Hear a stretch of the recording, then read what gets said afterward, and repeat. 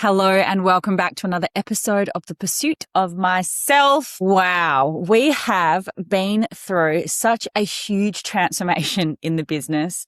We've gone from like live events to 3-day identity immersions to business strategy events to hosting a mastermind to putting together an identity wealth challenge. We have another cohort of Academy opening in September. So I know that you probably have missed me a little bit and I have missed you too, but we are back. I feel like all the ducks are now in a row. And as I coach and teach, I now know where my energy is focused. I know where I'm wanting this to go. So it's given me a really clear map of what I want to bring to you guys, what I want to talk about, what I want to inform you, educate you, riff with you, be in this community about things that are actually going to transform and change your life. Because as you know, here at The Pursuit of Myself, we are not about fluff. We are not about, pushing shit uphill. We are about real, raw transformation, breakthroughs. We're about energy. We're about how to manifest and how to actually get what you want.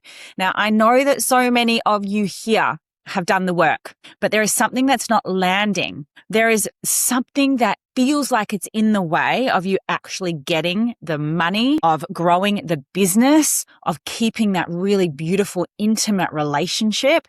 And that's what we're about. We want to remove what's in the way, not just have you dance around the edges of the incredible life that you could be actually experiencing.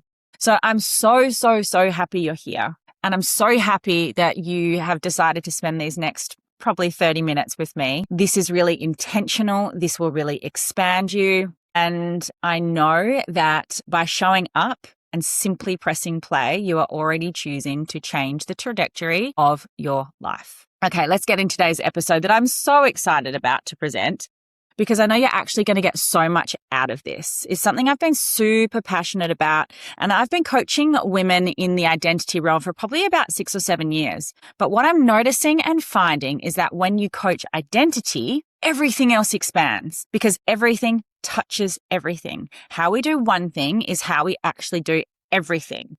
And if we're calling in more money in our business, more clients, if we're calling in more creativity, more expansion, deeper love, it's not a matter of let's just push and see what comes. It's what is sitting underneath, what is actually driving the engine of how we are showing up every single day in our life. Who is making those decisions? Who's making the decision as to whether we make that phone call, whether we check the DM, whether we ask someone to work with us? Whether we have that deep conversation, whether we actually be visible and put our medicine out into the world. Who is making that decision? And that's what I want to talk about today. Where are you possibly giving away your power? Which identity is making that decision? Is it the you of 2 years ago that's still making that decision? Or is it you, the expansive you, that is making that decision? So what I want to make really clear about this identity work is that there are so many versions and iterations of us, but what we need to do, what our job is to do, is to step into the version of us that already has what we want.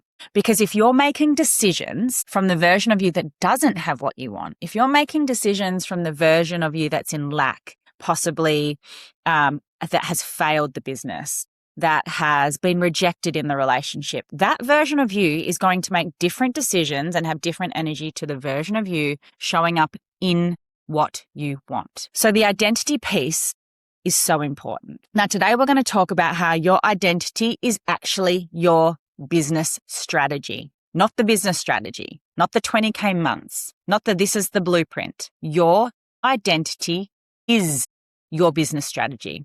And it's really interesting because I find even with myself, as I look at all the iterations of my own business over the year, or businesses, I should say, over the years, I started as a finance broker. I was heavily into finance, always with the entrepreneurial mind. I was always wanting to expand. I got bored really easily, so I would chop and change, but I was always driven by family. I was driven by doing the right thing by my ex-husband. I was driven by making money, and I was driven by being creative in the mind. But as I said, I did get bored really easily. So I started in residential mortgage broking, finance broking, and then I moved into commercial mortgage broking where I bought a share in the business. Then I got pregnant and I decided I was going to get my own builder's license and do a massive renovation on the house while I was pregnant, because you know what, like, you know me, I need a challenge. But I never went back to finance broking. From there, we expanded into a cooking and leadership business. Then I moved into restaurants. So I've got a lot of background in hospitality. My parents actually used to own a Mexican restaurant here in Perth when Dad came back from playing AFL in Melbourne. So a lot of experience in hospitality. But I've gone from finance to hospitality to building houses to investing. And then when I separated, my whole identity started to change, because so much of me was wired around who I needed to be to support my husband in his career. And for my family, even my friends who are building and growing, people would just come to me for advice. So when my marriage separated, my whole identity went with it. I felt like I dropped the ball on the life, or I should say multiple balls that I feel like I was juggling in my life all at the same time. And those multiple balls that I was juggling wasn't actually me. It was like I was throwing them up, distracting myself from what my soul was yearning, aching, wanting, needing, desiring. Like when you do this, you can imagine you're throwing up the balls and you're concentrating up there to make sure that none of them get dropped. Like that's the busy and the chaos. But what about if you did drop a ball? What would you feel? What would you know about yourself? Is that scary? Fuck yeah, it is. So what do? We keep juggling the balls. Now, everything after I separated kind of fell flat. It felt like that. It felt like I dropped all the balls, and I kept trying to try things for what? Like I tried a VA business, a bookkeeping business. I had a baby educational toy business.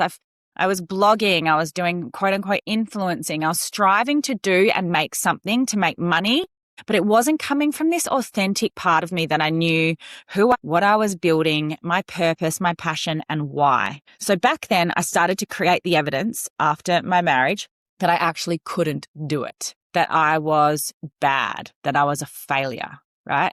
Because when I started to create this evidence, it actually made me feel like a fraud. Who was I even to start the business? I had 3 kids at home. I was a single mum. Who would I be if I had the successful business, if I had the money? I had no idea. So I kept driving myself into the ground and calling it overwhelmed, busy, chaos. I kept trying to throw these balls in the air, but I just could not juggle them. So what actually happened then was that the behavior on top of what I was doing, the ball juggling, I was again distracting myself from what was underneath, which was the fact that I was really stuck in this sort of victim single mum place, stuck in shame, stuck in guilt for having left the marriage. And until I addressed that, the abundance was never going to be able to show up and grow in my life. Until I allowed myself to stop throwing all the balls and sit and go inwards and figure out, where is this shame and guilt? And do I have to look it in the eye and see what I am about actually? Nothing was going to go away. So that was my identity story back then, because we can put all these layers and throw all the balls, juggling, masks, whatever you want to call it.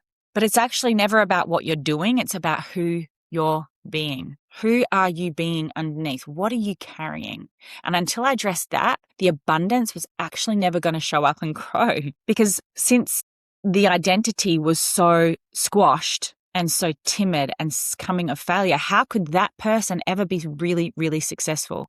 I had to make different decisions. I had to move differently, and I just wasn't capable. But when I finally found out that formula and got a coach and started to work on myself, what's happened even with my clients as I work with them through this process now is it's never actually about the business.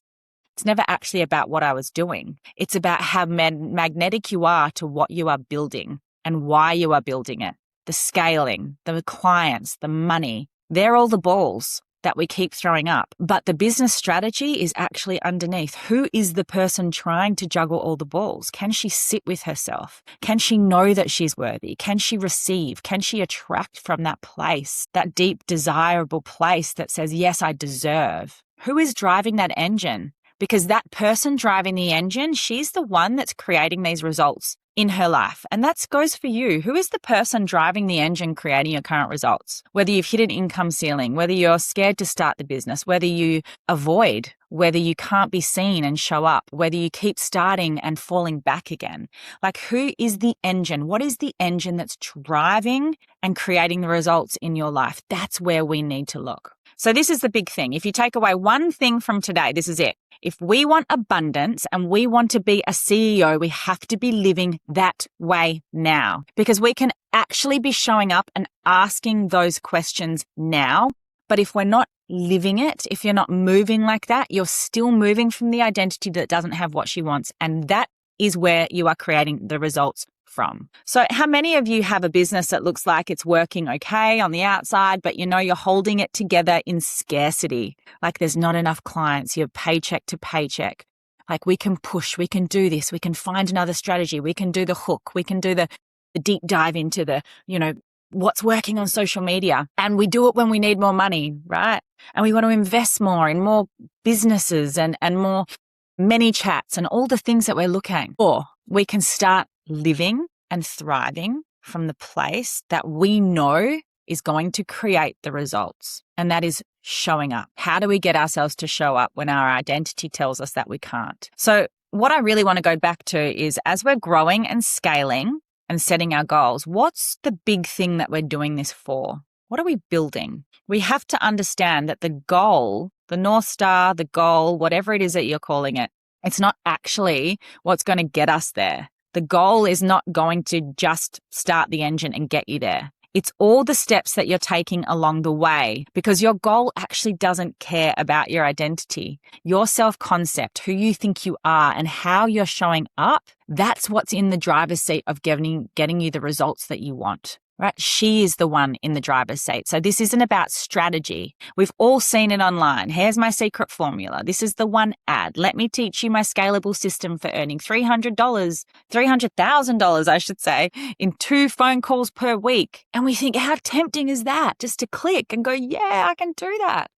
But the back end of it is this: unless we're actually able to hold the capacity, 1, and to do the work, 2, to know who we are as we're building and growing and what effect that's going to have in our life, which is 3, to do the hard thing, which isn't just showing up every day and working 10 hours a day. The hard part is getting radically honest with ourselves about what isn't working and why. What am I dragging along with me that's causing my contraction every time I go to expand? Is it guilt? Is it shame about something?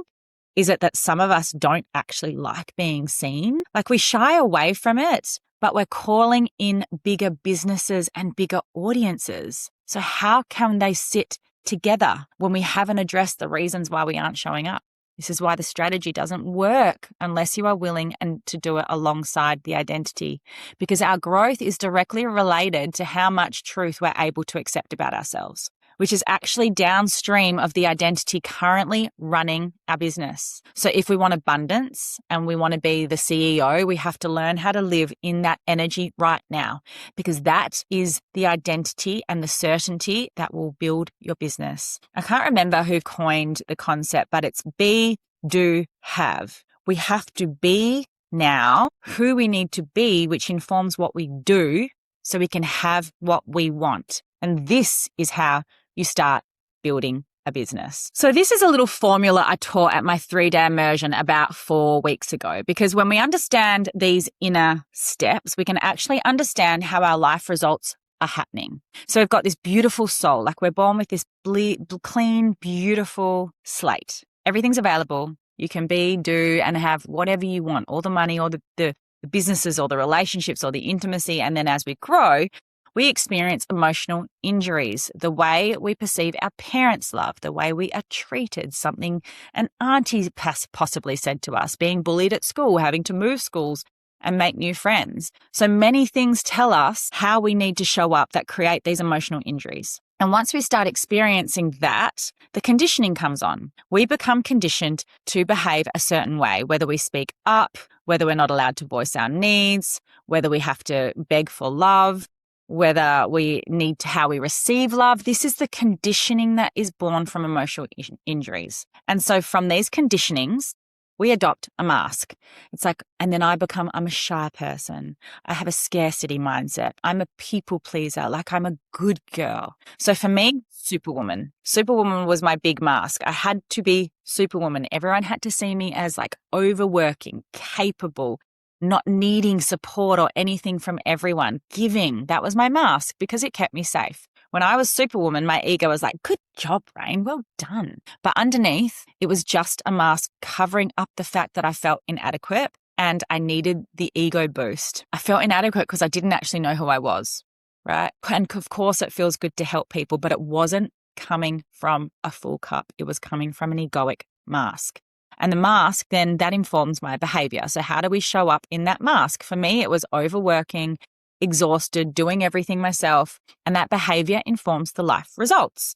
So if you're a business owner showing up as Superwoman, for me, that meant running a restaurant until midnight, racing home to breastfeed, racing back, getting back up at 5:30 with the kids, completely running myself into the ground. And that informed my life results of burnout, hustle. You've got to grind. You should be exhausted because that's all you deserve. People will see you as Superwoman if you're exhausted and burnt out. It was making the money, but I was absolutely dead inside, literally dead. I think in that death, I really learned a lot about myself, which was run myself into the ground, be exhausted, be in the chaos, have no time, and you never actually think about whether or not you're happy or joy or fulfilled. And that's the thing that creates the life results. So everything in your business right now, the price that you're scared to raise, the offer that hasn't quite launched that you've been working on, right? The post that you go to publish and you hasn't even posted yet. The conversation with a client about working together that you keep avoiding. These are not tactic problems. They're downstream of the mask currently running your business. They're clues. So if I'm running a really high-end restaurant and I need to call in support, but I'm Superwoman, that mask says, you don't need support. You can do this yourself. You can do all of it. You do not need support. And this is how you run yourself into the ground. And eventually, this is the funny thing about the mind, is the reticular activating system and your energy.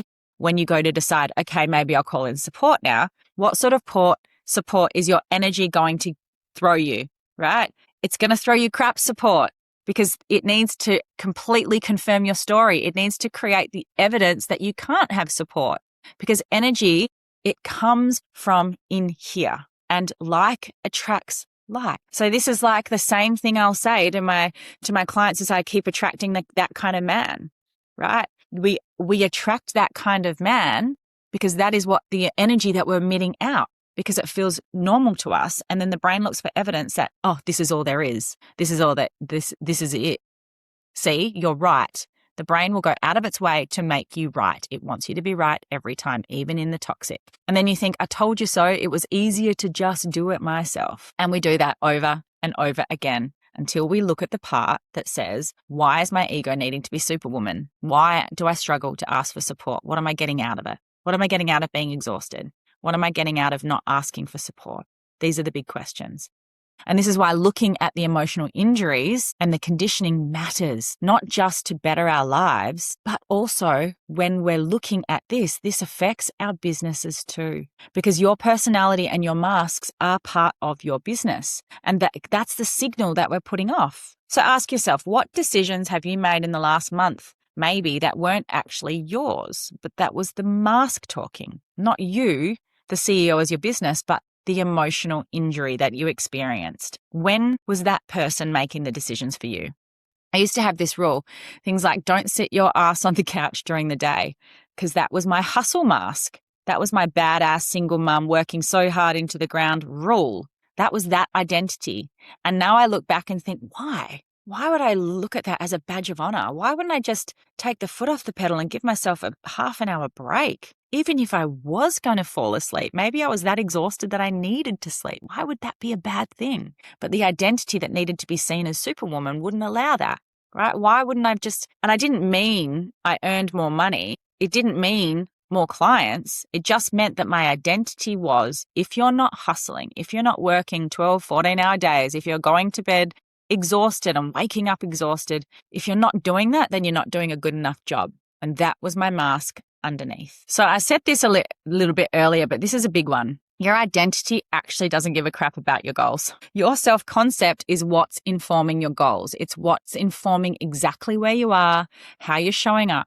So upgrading the identity into the CEO is what brings the actual CEO online. Okay, this is why when we set goals, we can set them, but the goal is not going to move your life or move your business. We can sit here and say, I'm going to build a $500,000 business in the next 12 months. But that goal isn't going to decide whether you get there. Yes, I teach manifestation and I teach energy, but sitting there wanting and wishing is not manifestation. This is where we get really mixed up in the world and in the words. And then we get thrown around these things like, make your affirmation, put it under your pillow, do it in the full moon and forget about it. We can intend the energy, but unless you are willing to call in your most authentic, abundant timeline and do the work that is required along the way, it is not going to manifest, right? We need to move through these steps because the identity underneath is still voting for your safety. It's still voting for, let's just sit back in safety. Let's recoil every time things get hard. Let's panic if things aren't going exactly how we want them to. Because what we're processing is actually really unsafe because we've never done that before. But I need you to really hear this. Safety and expansion, they cannot coexist at the same time, right? And we hear this a lot, even from clients. I just don't feel safe. I don't feel ready. Right? I want to feel safe. I want balance. And all these words can create such a beautiful meaning and feeling over us. But if we want expansion, if we want to be seen, if we want to call in more love, more clients, more money, if we want to build wealth, it's going to feel uncomfortable. It's literally going to feel like something we haven't done before because it isn't. And when we haven't done something before, the body wants to retract. It wants to show you all the evidence as to why you can't, and it goes back to wanting safety. These things, safety and expansion, you can see even the words regulation get thrown around so much. Unregulated is the expansion. Regulated is the safety. They cannot live together at the same time. We have to learn how to meet the unregulated. We have to learn how to meet the expansion so that we can actually take steps forward. And you can see when we want safety, when our nervous system wants safety, but we desire expansion, we get hit at loggerheads in life and in business. Because do you want to cruise along and feel safe, even if that safety isn't where you want to be? Or do you want to expand and face what's uncomfortable so that we can build the capacity to hold the life, the business, the money, the love, all at the same time and in the capacity that we desire? Because I know that this is true for me. As I'm building my business and my life, I'm not just building the business. I'm not just building my relationship. I'm not just learning about myself in relationship and calling in deeper love and intimacy. I'm building the life, everything at the same time. And that's the part that we get to understand is we can compartmentalize the business because we might find the business part easy. We lean into that space and let everything else slide. When it's love, when we find love easy, maybe we lean into that itself instead. But when we go, okay, let's expand the business now, the nervous system says, oh, we're good over here. Don't rock the boat. And then we contract again. So we must hold the desire and capacity to expand all areas of our life. We might be more focused on one than the other at a certain time, but everything is expanding as you're expanding. We actually have to have this contraction to have the expansion, which is again the uncomfortable part, because when we're feeling safe and everything's in order, business is good, we're making money, we're in love, everything's in order, we feel safe, even if we're at capacity because life is busy. But when we want to expand and the nervous system says, no, we're good. We've got this covered. We know what's happening. So it wants us to stay safe, but we come into contraction because we are calling in more. And that is the very uncomfortable part. And this is the part that most people turn around because it can actually feel like, what the hell? Like, wow, what am I actually doing? Is this okay? I'm just going to get this job done. I'm just going to do this one thing. This is the contraction. And the contraction is the very, very uncomfortable part. It can feel like, what the hell? That's it. I'm done. I'm throwing it all in. I'm going to get a job on the mines. That's my things. I'm done. Every time I hear that, I'm like, oh God, I'm in contraction. Entrepreneurship isn't for me. This is not what I signed up for, but that's in the contraction. If you are looking to expand, you can always feel that pullback. There's a version of you that knows she wants more, but there's the identity old version of you that doesn't have the capacity. And that's what we start building now. I can even look at my own contractions now and think, oh, I'm excited because there's something bigger coming around the corner. But I've been doing this work for a long time. So when I go into this, oh my God, panic, I can sit with it in the discomfort and go, right, I know that in this discomfort, I'm growing. Something else is coming, and I actually get really excited. So this is something that I know about my patterns, and this is something that I really want to bring to this, because when you can start getting excited about the hard and difficult things, you know that your identity is upgrading, because you're starting to understand your own personal energy and you're creating your own roadmap. So that when you get hit the contraction, you don't throw it all in. And that's the point where so many people go, this is too hard. They start scrolling, they turn on Netflix, they stop going to the gym, they start avoiding because the contraction is so uncomfortable. And instead of meeting it and meeting yourself in that contraction, we want to escape it. But if you can hold yourself in the contraction, I can guarantee that on the other side is actually what you've been working for. There's certainty if you can just step through.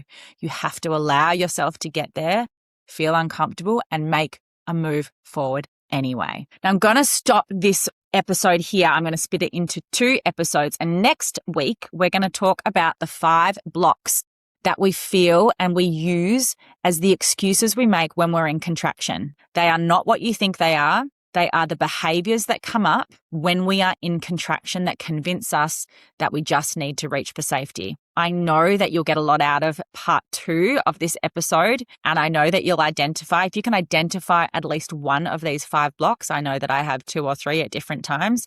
This is how we catapult our life into the next CEO phase, identity, love that you so deeply desire. I will see you next week.